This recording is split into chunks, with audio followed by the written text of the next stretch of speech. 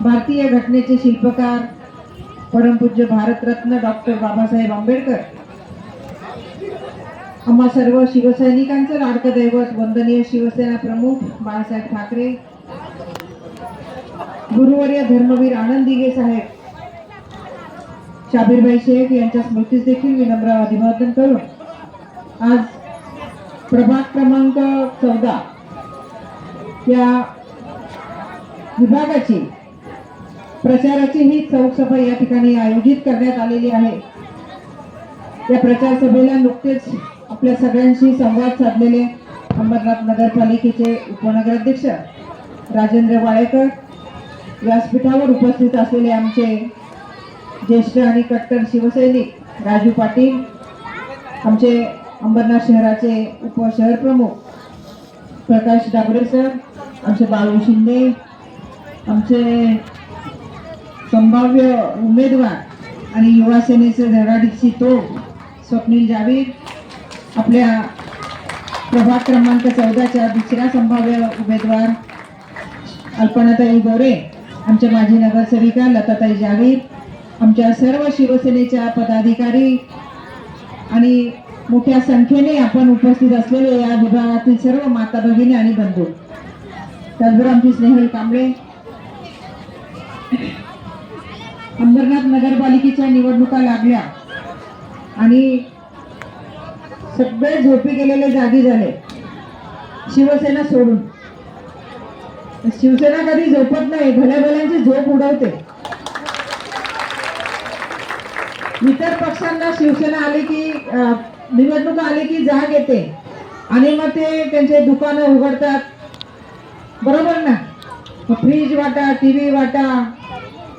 ज्या वेळेला अख्खं जग थांबलं होतं, लोक एक अशा भयंकर परिस्थितीमध्ये होते, त्यावेळेला तुम्ही कुठे गेले होते?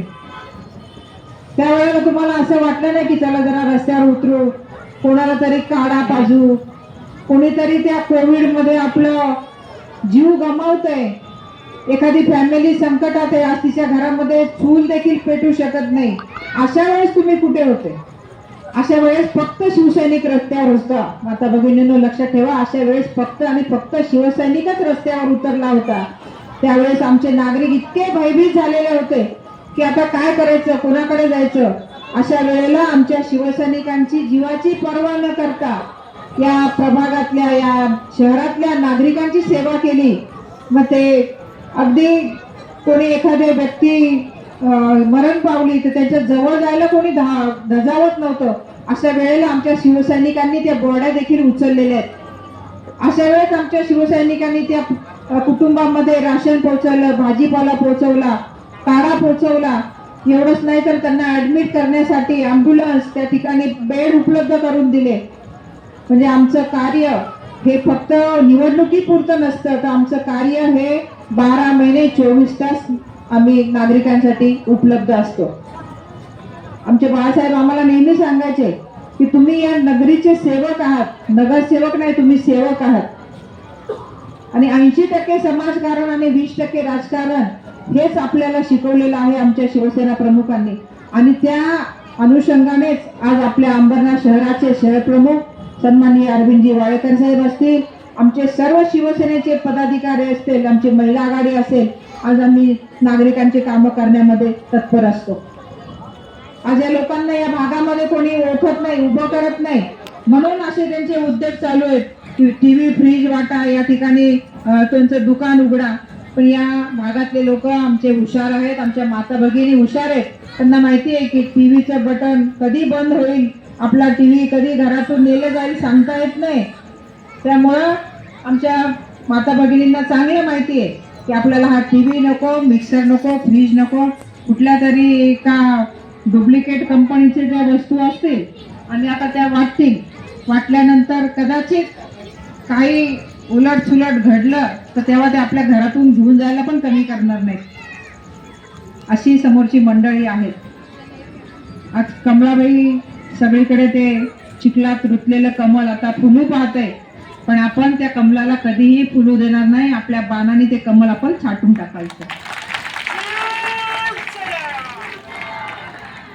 आणि आमच्या प्रभागातल्या माता बहिणींना माहिती आहे शिवसेना काय आहे, शिवसैनिक आपल्यासाठी काय करतात। आज आमच्या इथे बसलेल्या सगळ्या माता बहिणी खोटं बोलून बोलून लोक म्हणायचे तुमच्या खात्यामध्ये आम्ही 15 लाख रुपये टाकू, 15 लाख सोडा, 1500 रुपये तर टाकून दाखवलेत का? पण आमच्या जेव्हा मुख्यमंत्री आमचे एकनाथ शिंदे साहेब होते त्यांनी लाडकी बहीण योजना आणली आणि त्या लाडकी बहीण योजनेचा लाभ आमच्या अनेक माता भगिनी घेत आहेत। आज आमच्या भागामध्ये प्रत्येक महिलेसाठी दिवाळीच्या दरम्यान आम्ही अनेक वर्ष काय निवडणुका आल्या म्हणून आम्ही ते वाटप करत नाही, तेव्हा तर निवडणुका जाहीर पण नव्हत्या, परंतु आम्ही दरवर्षीप्रमाणे ते दिवाळीचं फराळाचं साहित्य वाटप केलं। शाळा चालू झाल्या, लहान मुलांना त्यांचं शालेय साहित्य वाटप केलं, ज्येष्ठ नागरिकांना छत्र्या वाटप केल्या। आमची छत्री ही सदा उघडी असते, सदैव ती अशी फुललेली असते, इतर लोकांसारख्या पावसाळी छत्र्या आमच्या नाहीत की जेव्हा पाऊस आला छत्री उघडली, बाकी वेळेला ती छत्री बंद करून माळ्यावर ठेवून दिली, अशी आमची छत्री नाही। शिवसेनेची ही छत्री सगळ्यांना सावली देते, पावसापासून संरक्षण करते, उन्हापासून संरक्षण करते, अशी ही शिवसेनेची छत्री आहे। तर माता भगिनींनो, काळ फार वाईट आहे, म्हणजे लोक दिशाभूल करतात। आता राजू भाऊनी सांगितलं की कुठल्या तरी आमच्या एका भगिनीचा व्हिडिओ घेतला, ती तिथे नाही पण आहे, परंतु आज आपण बघता मोबाईलवर आपण काही करू शकतो। ते काय आले ना, ते एक नवीनच ऍप, त्या त्या ऍपच्या द्वारे असेल किंवा त्या सोशल मीडियाच्या माध्यमातून तुम्ही काहीही लोकांना फसवू शकता, पण आमचे लोक फसणार नाहीत। एक असा कुठला तरी एक व्हिडिओ घ्यायचा, मग तोच तो दाखवायचा आणि तो फिरवायचा, बघा यांचा विकास, इथल्या लोकांना माहिती, तुम्ही सांगायची गरज नाही। शिवसेनेचा विकास काय आहे अख्ख्या अंबरनाथला जग जाहीर आहे।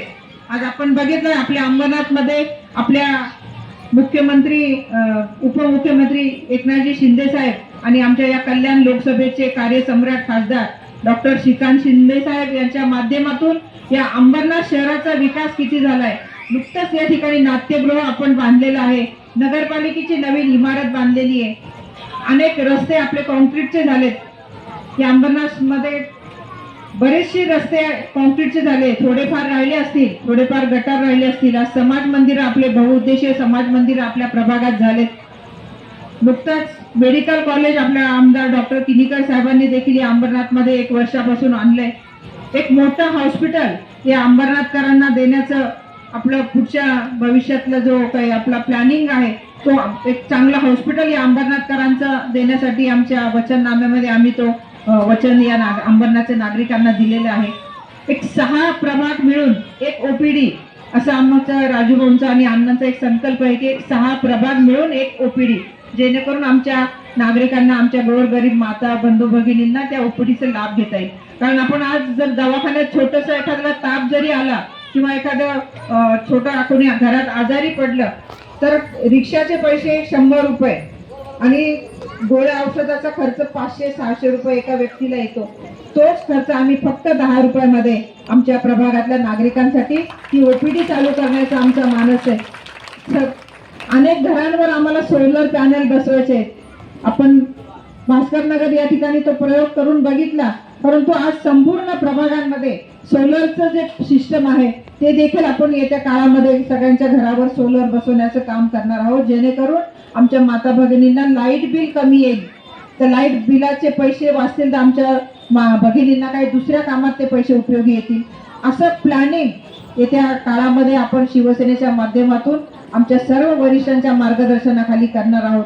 आज मी आपल्याला एवढंच कळकळीची विनंती करते की कृपा करून आपण कुणाच्याही भूलथापांना बळी पडू नका, आणि तुमची किंमत जर ते 500 रुपये ठरवत असतील तर तुमचं मत एवढं स्वस्त आहे का मला सांगा? 500 रुपयात आपलं मत आपण विकणार आहोत का? बिलकुल नाही। आपल्याला आपल्या विभागाचा विकास करायचा आहे, आपल्यासाठी जो धावून येतो अशा माणसांच्या सोबत आपल्याला राहायचं आहे, एवढंच मी आपल्याला तुम्हाला सांगते। आणि येत्या 2 तारखेला आपल्या घरातली सगळी कामं थोडी सकाळी बाजूला ठेवून, कारण आता मतदानाला वेळ पण भरपूर लागणार आहे, का एका व्यक्तीला 3 बटन दाबायचे आहेत धनुष्यबाणाचे, तर थोडंसं आपण लवकर गेलं, सकाळच्या वेळेमध्ये आपलं मतदान करून आलं। तुम्ही जायच्या आधी दुसरं कोणी तिथे तुमचं मतदान करून गेलेलं नसावं, कारण मतदान हे खूप श्रेष्ठ दान आहे। सगळ्यात जर श्रेष्ठ दान जे काही मानलं असेल तर रक्तदानानंतर मतदान, हे आपलं अमूल्य मत बिलकुल कुठे वाया घालू नका. योग्य ठिकाणी ते मतदान करा, एवढंच मी आपल्याला सांगते आणि माझी रजा घेते. धन्यवाद. जय हिंद, जय महाराष्ट्र, जय भीम.